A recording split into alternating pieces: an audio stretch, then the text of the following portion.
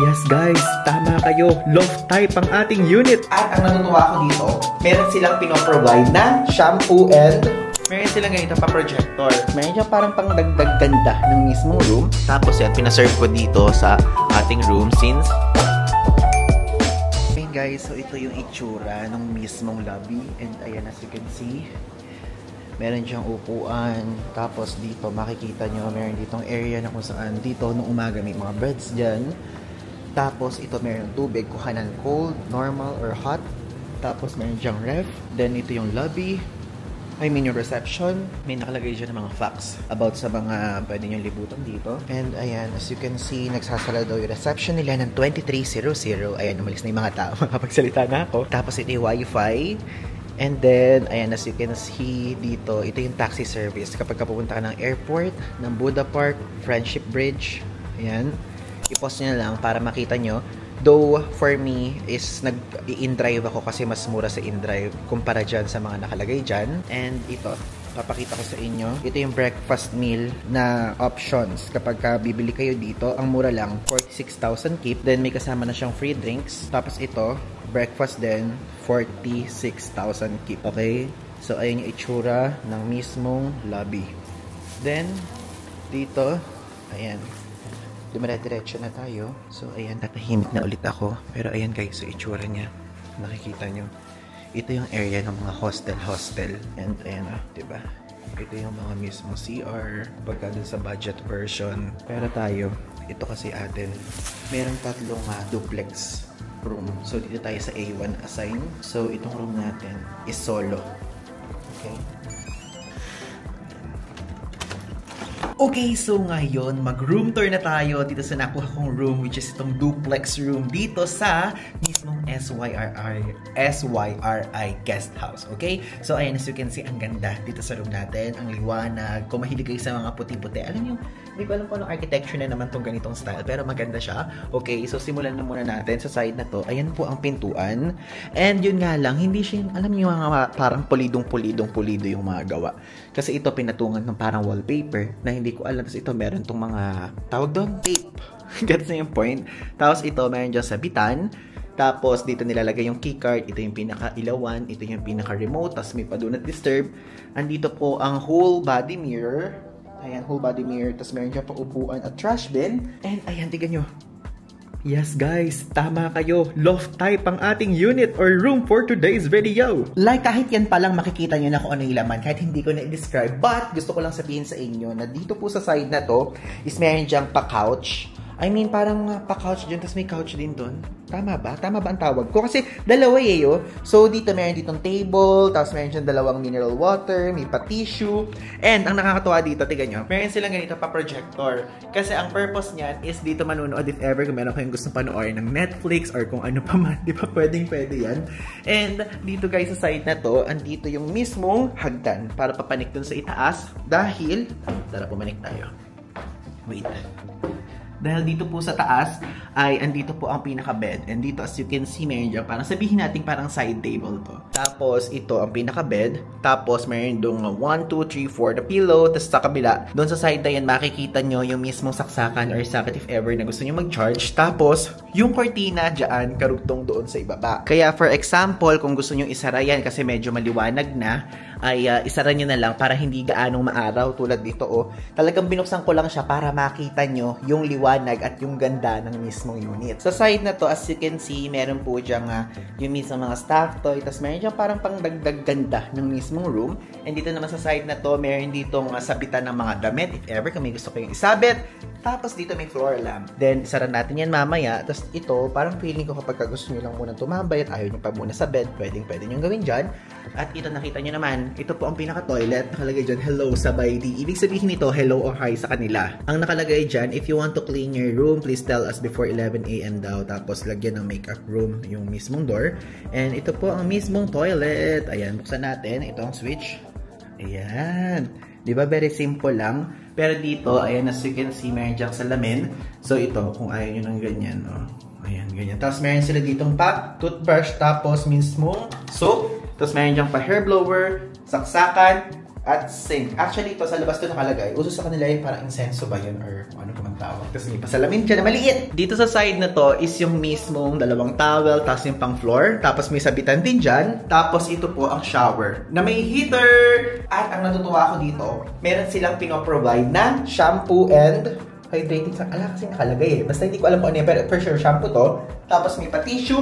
Tapos yung toilet. Tapos trash bin. Tapos bidet. At ayun yung ilaw nga nasa taas. Nakikita niyo ba? O diba? Actually, super simple lang talaga nito. And hindi siya siguro nag-fall under sa category ng hotel. Kasi binukto sa booking.com again. And SYRI Boutique Guest House yung name. So, ibig sabihin guest house siguro to, no? Pero okay lang. At least magaganda ang reviews. At nakita kong mabuti yung reviews nito. Like, literally, wala ako nakitang negative so far. And ako naman, personally, ngayon naman, nakita ko nung nag-check-in ako dito, okay naman siya. And ikwento ko na lang sa mga susunod na video, sa susunod na clip ng vlog na to, kung ano yung mga na-observe ko naman. Kasi meron din ako mga na-observe. And positive naman na hindi ganong negative, ganong level. Okay? Plus, ito nga pala, hindi ko pa nasasabi. Sa side na to, ayun po ang mismong aircon. Malamig ang aircon, kaya ako lagi nandito sa side na to. Kasi parang nandito lahat ng buga. Okay, hello sa inyo lahat. Good morning. At ngayon po ay magbe-breakfast tayo dito sa mismong guest house, hotel, or accommodation. Ano ba tawag na dapat? Kasi SYRI guest house, diba? So, ngayon po ay umorder ako ng dalawang breakfast. Yes, dalawang breakfast kasi ang mura lang ng breakfast nila. 118 lang in peso. So, 46,000 keep lang. So, yun yung conversion ngayon. And ayan. Tingnan yung in-order ko. Wait. Camera. Ayan. In-order ko itong American breakfast. So, meron siyang bread. Merong sausage or hotdog. May dalawang egg. Tapos may mini bacon. Tapos may pa-butter na ganyan.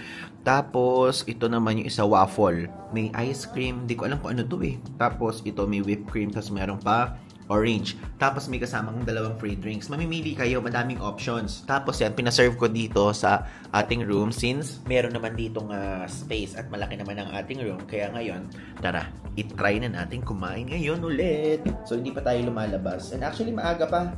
It's already, ano pa lang, 9:43 pa lang. Diba? Super aga pa niya. And tikman na muna natin itong... Wait. Tikman na muna natin itong mismong hotdog. Cool naman ano nila. Ang bango. Sarap. Medyo malapit yung lasa niya sa hotdog or sausage ng Jollibee. Kain po. So ito, 46,000 isang keep. Isang meal, 46,000 with one free drink. Kasi ito din, 46,000. So in total, 92,000 keep to. For me, parang worth it na siya, no? For its price, knowing na kapag sa mga hotel, mahal yung ganito, diba? Pero dito, ang mura lang niya. So, tikman natin itong coconut water nila. Yung talagang tubig na talaga sa coconut. Just yun talaga kasi purpose eh. Okay, kain naman ako. Okay guys, ngayon po ay sasabihin ko na sa inyo ang quick verdict review ko dito mismo sa ating tinuluyan dito sa Vientiane, which is itong SYRI guest house, okay? Itong accommodation natin dito. So far, hindi ko alam na hindi pa na siya nag-fall under ng hotel. Kasi di ba guest house, kapag ka usually nagbubook kayo sa mga platforms, may category. May hotel, hostels, guest house, ganyan. So ito nag-fall under guest house to. Kasi yun yung pangalan nila doon sa booking.com. And gusto ko lang sabihin sa inyo na ito pong SYRI Boutique and Guest House Restaurant and Cafe ay binuko ko sa booking.com. Okay? So yung link ilalagay ko dyan sa ibaba. And so far, ito yung nakita ko na mismo accommodation na nasa city center and at the same time, napakamura na solo room na may private toilet. Okay? So, ito pong mismo natuluyan natin ay ang kanilang duplex room. Okay? Ang duplex room nila na kung saan binayaran ko August 7, 8, 9, 10. So, 4 days and 3 nights. So, ang binayaran ko in total dito is 4,143 pesos 0.09 centavos. Yan ang binayaran ko. And so far for me, pinaka-okay na siya. Kasi love type to, guys. Love type. And at the same time, is napaka-mura niya for its price. Na ganito yung ganda. Tignan nyo, ang ganda ng view.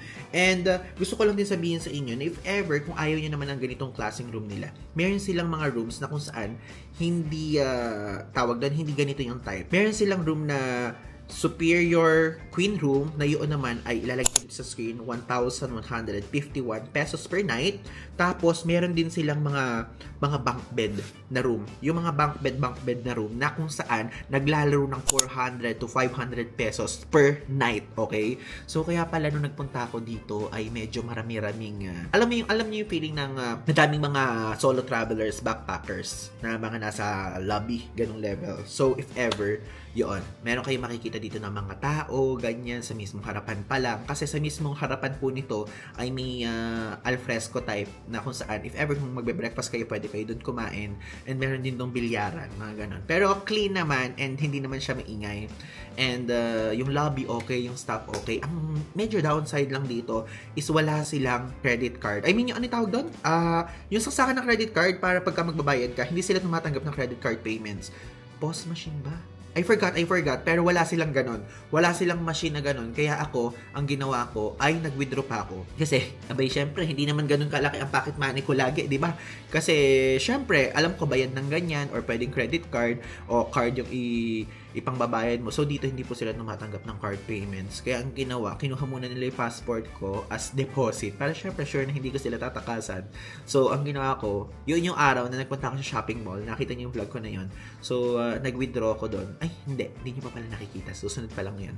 So, nag-withdraw ko sa shopping mall. And, yun, pag uwi ko, binayaran ko, binigay nila sa akin yung aking passport. And so far dito, wala ditong deposito o security deposit na ibabayad nyo bago kayo makapag-check-in. Okay? And, masarap at masaya ang experience ko dito. And, napaka-homey ng vibe niya. And super legit. Legit yung saya ko dito. Parang napaka-plain and simple lang niya. Tulad ito nung parang natuluyan ko sa Siargao pero wala akong vlog sa Siargao. Di ko na vlog yun. And okay siya. Yun nga lang ang downside dito is mahina ang wifi. Mahina ang wifi. Buti na lang kamo, ako may data ko. So yung data ko yung ginagamit ko. And so far, yung data naman dito is mabilis. Yung signal dito mabilis. Kasi tingnan nyo, yung akin pong ito. Ayan, bintana ito. So, kaya nakikita nyo na medyo maliwanag at natural light ang gamit natin. Okay? So, kung ako ang tatanungin nyo in terms of budget, tulad ng mga ibang reviews natin, budget, location, and overall service, di ba lagi ang mag-rate natin? Sa budget, okay po. Super budgeted talaga nito at the same time. Grabe ang huge ng service for the price na binayaran ko. At 4 days pa ako nun So, okay siya sa budget. I-rate ko siya ng 10 out of 10. Budget-wise, okay. Number 2, location. Location, i-rate ko din siya ng 10 out of 10. Location, okay? So, sa location, pwede kayo mag-in-drive dito, going to somewhere, okay yan. In-drive parang Grab po yun, ha? Just in case na hindi aware ang ibang mga nanonood. Or pwede din kayo maglakad at meron ding mga ano dito, meron ding mga kainan na nakapaligid, okay? So, sa case ko, is kumakain ako doon sa medyo madami, sa mga food courtan para madaming options, ganyan. Tapos meron din ditong mga cafe na nakapaligid na pwede nyo lakarin.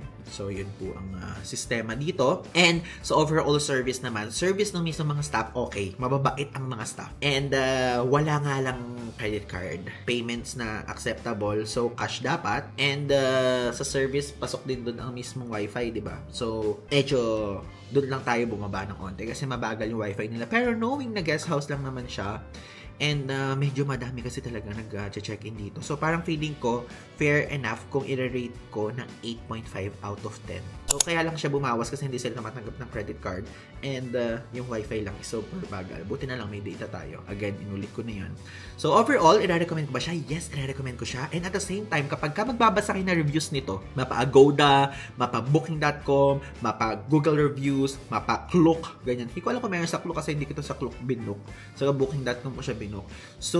So far, is sa Booking.com, nung nire-research ko siya, 9.0 po yung reviews niya. Ibig sabihin, above 8, above 7, above 6, ganyan, above 6. So, ibig kong sabihin, talagang maganda. Kaya pala madaming nag-check-in dito. And at the same time, nung una, meron ako nakangitian dito na Filipino. Like, meron ding Pinoy na nag-check-in dito. Doon, hindi ko lang alam kung saan siyang floor. Kasi 2 floor dito. And walang elevator. Luckily tayo, itong loft type is nasa first floor. So, hindi natin need mag-elevator, ganyan. Siguro yung mga bunk bed, o yung may mga parang dormitory type na murang-murang mga accommodation na type nila is doon siguro sa second floor. So, Yun. Again, i-recommend ko po to. I highly recommend this one. Sulit siya. Location, sulit. And sulit na sulit talaga. Hindi kayo magsisisi. If ever kung hindi nyo ito magugustuhan, is saka nyo ako balikan. Pero feeling ko na magugustuhan nyo siya. Kasi tried and tested ko naman siya. And ayun, tingnan nyo, cute. Tingnan nyo. Kompleto. Oh. Diba?